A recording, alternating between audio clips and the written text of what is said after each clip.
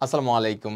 HSC ২৬ এবং HSC ২৭ যারা আছো, তোমরা হয়তোবা নরমাল যখন এইচএসসি লাইফে পড়াশোনা করো কিংবা আমরাও যখন অ্যাকচুয়ালি পড়াশোনা করছি, একটা জিনিস কিন্তু সবাই ফেস করে। সেটা হচ্ছে আমরা এইচএসসির মোটামুটি একটা বছর পড়ে ফেলার পরে এই রিয়েলাইজেশনটা আমার মাথায় আসে যে ভাইয়া আমি ইঞ্জিনিয়ারিং কিংবা আমি মেডিকেল অথবা আমি ভার্সিটিকে স্পেসিফিক টার্গেট করে পড়তে পড়তে দেখা যায় আলটিমেটলি ভাই আমরা নিজের জিপিএ নিয়ে ভাবি না। আমার যে এইচএসসিতে এ প্লাসটা মাস্ট, আমি ওই জিনিসটাই ভুলে যাই।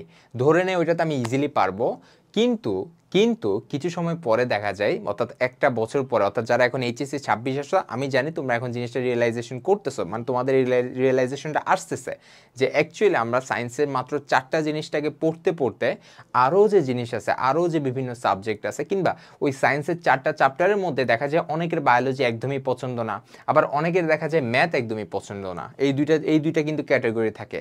কিন্তু আমার তো ম্যাথে এ প্লাস লাগবে মাস্ট। আমার তো যারা ম্যাথ মানে যারা বায়োলজি পছন্দ করে না, তাদেরও তো বায়োলজির মধ্যে এ প্লাস মাস্ট লাগবে, এটা অবভিয়াসলি লাগবে। সো এটার জন্য আমার কি করতে হবে? এটার জন্য আমার এইচএসসি লাইফের শুরু থেকে একটা পরিপূর্ণ গাইডলাইন ওয়াইজ সামনের দিকে আগাতে হবে।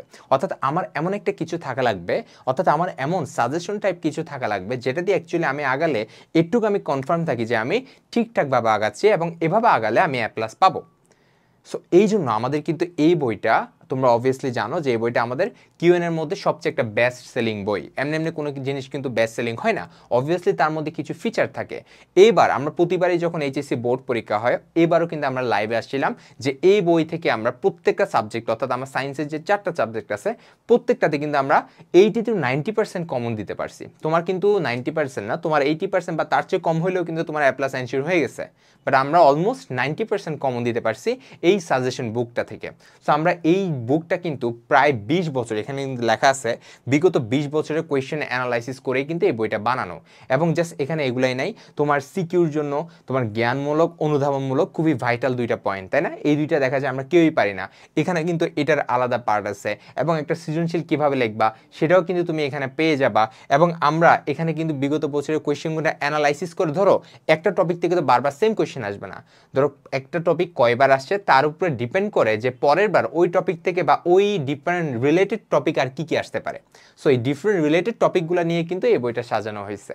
সো তুমি যদি এই বইটার যে সাজেশনটা যদি ফোকাস করো, তুমি এ প্লাস এনশিওর করবা।